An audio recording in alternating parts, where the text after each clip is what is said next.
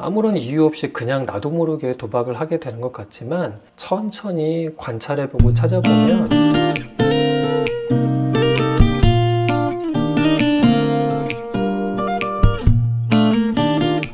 안녕하세요. 마음치유공간 여백의 여백직입니다.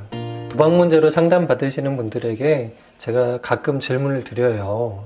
도박하기 전에 어떤 상황이었냐, 어떤 심리 상태였는가 이렇게 여쭤봅니다.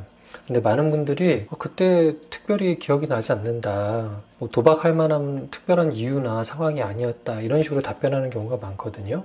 마치 자기도 모르게 도박을 했다고 생각하시는 건데요. 상담하는 과정에서 충분히 그 당시에 자기 상황과 생각의 흐름들을 살펴보다 보면은 도박 행동을 하게 됐던 트리거, 즉 촉발 요인이 있었다는 사실을 발견하게 됩니다. 즉 시간상으로 도박하기 전에 도박을 하게 만드는 어떤 촉발 요인이 있었는데 그것을 인식하지 못하기 때문에 대비하지 못하다가 도박을 하게 되는 경우가 굉장히 많으세요. 그래서 오늘은 촉발 요인이라는 게 무엇인지, 그리고 그것을 어떻게 좀 살펴봐야 되는지, 그리고 어떤 종류의 촉발 요인이 있는지, 어떻게 대처하면 좋은지, 그런 것들에 대해서 한번 살펴보겠습니다. 편의상 용어로 촉발 요인이라고 말씀을 하는데요. 영어로는 트리거, 권총의 방아쇠를 의미하는 겁니다. 도박을 하고 싶다는 충동을 유발하는 특정한 상황이나 감정, 어떤 생각들을 의미하는데요. 촉발 요인은 크게 두 가지 종류로 구분할 수 있을 것 같아요. 첫 번째는 외부적 요인으로요. 나의 바깥에서 나한테 영향을 미치는 요인들,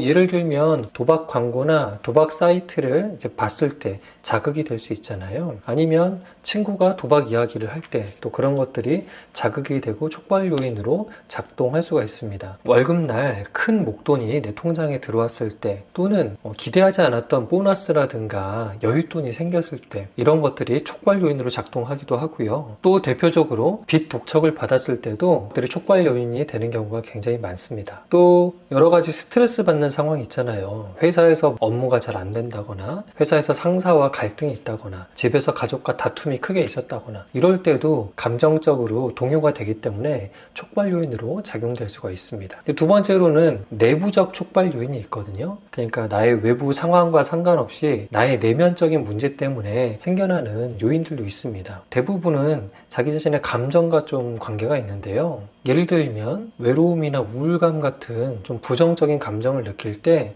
이런 것들에서 좀 벗어나고 싶은 마음, 그런 것 때문에 도박을 하기도 하거든요. 또는 지루함이나 무료함 같은 것들을 견디기 힘들어하는 경우도 있습니다. 어떤 분들은 불안이 굉장히 높을 때, 뭔가 긴장되고 초조할 때 이런 그 긴장감을 해소하기 위해서 도박을 하는 경우도 있습니다. 그리고 자기 자신에 대한 자책감이나 어떤 후회감, 그리고 뭔가 절망감이 들었을 때 다 안 좋은 감정이잖아요. 이런 것들을 좀 피하고 싶을 때 도박을 하면 이런 생각에서 벗어날 수 있으니까, 그래서 도박을 하는 경우도 많습니다. 그래서 도박이라는 행동을 하기 직전에 어떤 내 의식의 상태가 있었는지, 어떤 상황적인 변화에 영향을 받았는지, 이런 것들을 찾아볼 필요가 있습니다. 그런데 대부분의 도박 문제 있으신 분들이 자기의 촉발 요인에 대해서 모르시는 경우가 많아요. 아마 무의식적으로 이것들이 작동을 하기 때문에 의식하기가 쉽지 않은 것 같습니다. 대부분은 자기의 도박 행동을 굉장히 즉흥적인 행동, 충동적인 행동으로 이해하고 계세요. 그냥 갑자기 하고 싶어졌는데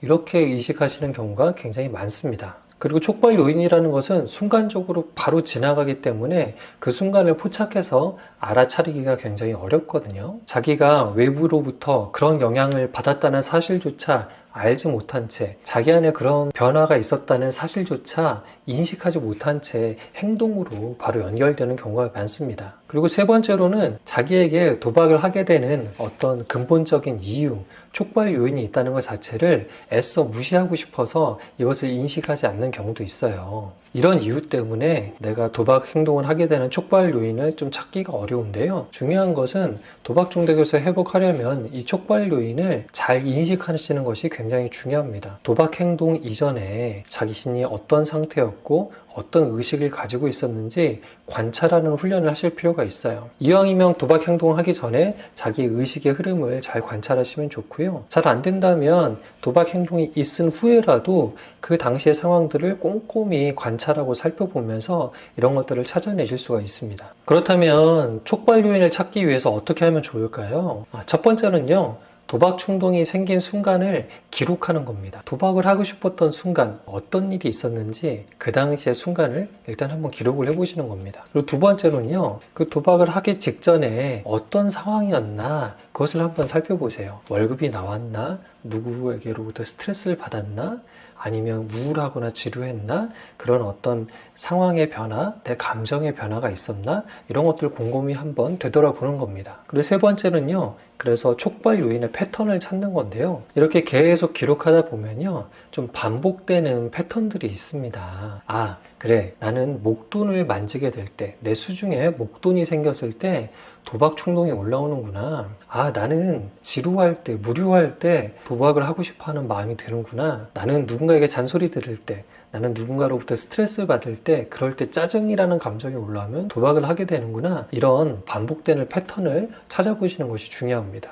그리고 네 번째로는요, 종합적으로 분석을 해보는 거예요. 도박 충동이 주로 발생하는 시점이 언제인가? 그럴 때 나의 감정과 생각은 어떻게 흘러가는가? 그리고 내가 어떤 특정 장소 혹은 특정 사람을 혹은 특정한 상황에서 주로 그러는가? 이런 것들을 다 목록화 해두는 겁니다. 이렇게 촉발 요인을 찾아두면 좋은 것이 무엇이 있냐면요. 일단 도박 충동이 찾아오는 패턴을 미리 예측할 수가 있습니다. 미리 예측하면 대비할 수가 있겠죠. 그래서 두 번째로는 도박 촉발 요인을 알게 되면 미리 그것을 예측하고 그것을 조절하고 컨트롤할 수 있는 시간이 생긴다는 장점이 있습니다. 그래서 세 번째로 도박 충동이 있을 것이라는 것을 예측하고 대비한 다음에 도박 대신 선택할 수 있는 다른 선택지를 미리 만들어 놓고 그렇게 대처 행동을 할 수 있다는 그런 장점이 있습니다. 나는 지루할 때, 무료할 때 주로 도박을 하게 된다. 이렇다면은 난 퇴근 후에 집에 가면 굉장히 지루하고 따분하던데, 자, 이런 패턴이 생겼잖아요.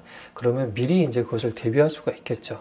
아, 퇴근 후에 집에 가면 지루함을 없애기 위해서 이런 행동을 해서 그런 무료함과 지루함을 이겨내야 되겠다. 이런 것들 계획 세우고 이것으로 바로 대응을 할 수가 있는 겁니다. 자, 촉발 요인이 무엇인지, 그리고 그런 것들을 왜 우리가 놓치고 지내는지, 그리고 그것을 찾는 방법까지 좀 살펴봤습니다. 그렇다면 궁극적으로 우리가 하고자 하는 것은 이 촉발 요인들을 목록화 해가지고 어느 시점, 어느 상황, 어느 장소에서 이 촉발 요인들이 내게 도박에 대한 자극을 줄 수 있겠다. 이런 것들을 미리 예측하고 대비하기 위한 것이니까 그것에 대한 방어 계획을 세우는 것이 중요해요. 첫 번째로는 촉발 요인을 피할 수 있도록, 될 수 있으면 촉발 요인에 마주하지 않도록 그것들을 예방하는 것이 필요하겠고요. 두 번째로 그것을 피할 수 없는 경우도 있습니다. 그렇다면 그것을 마주하게 될 것이 미리 예측이 되잖아요. 그러면 예측된다면 미리 시나리오를 짜볼 수 있는 것 같아요. 아, 오늘 이제 직장 상사에게 굉장히 잔소리를 많이 듣게 될 것 같은데 그때 스트레스를 굉장히 많이 받게 되고 아마 또 도박 충동이 올라올 거야. 그러면 그때는 이렇게 대처해야지라고 미리 시나리오를 짜놓고 그 상태에 대면을 하는 겁니다. 아무런 이유 없이 그냥 나도 모르게 도박을 하게 되는 것 같지만 천천히 관찰해보고 찾아보면 도박을 하게 되는 그런 촉발 요인들, 그리고 그 촉발 요인이 발생하게 될 때 반응하는 나 자신의 내면에서의 어떤 흐름들이 있습니다. 그런 것들을 꼼꼼하게 한번 찾아보시고 정리해 두시고 그리고 그것에 어떻게 대비할지 계획을 세워서 행동하시는 것이 도박 문제를 예방하고 회복하는 데 도움이 된다는 것 명심하시길 바랍니다.